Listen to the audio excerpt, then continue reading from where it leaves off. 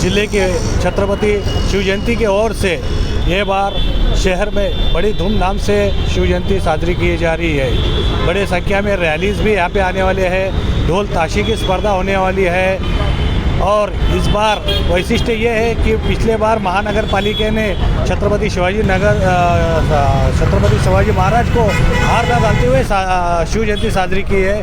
बड़े शिव भक्त हमारे नाराज़ हो गए थे।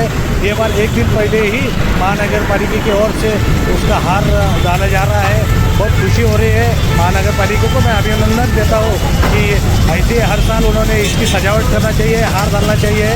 और ये बार शहर की तरफ से आगरे में भी शिव जयंती साजरी की जा रही है। बड़े तादाद में लोग वहाँ जा रहे हैं।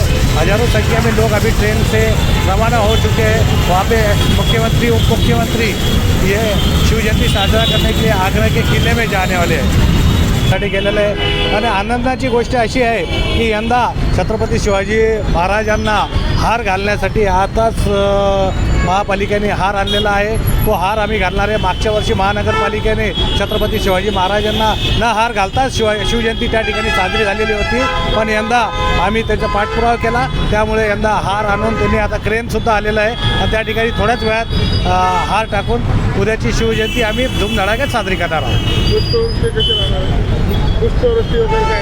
नाही, उद्या पुष्पवृष्टीने आग्रा त्या ठिकाणी मोठ्या ह्याच्याने उत्साहाने त्या ठिकाणी कार्यक्रम होणार आहे। त्या ठिकाणी महाराष्ट्र राज्याचे मुख्यमंत्री, उपमुख्यमंत्री त्या कार्यक्रमाला येणार आहे आणि उत्साह आहे। बरेच महाराष्ट्रातील बरेच भागामध्ये फुलाची वृष्टी होणार आहेत। त्याचप्रमाणे मोठ्या संख्येने रॅल्या आहेत, 4 व्हीलरची रॅली आहेत, ढोल ताशे आहेत, असे विविध पावाड्याची स्पर्धा आहेत, जन्मोत्सव सोहळा आहे।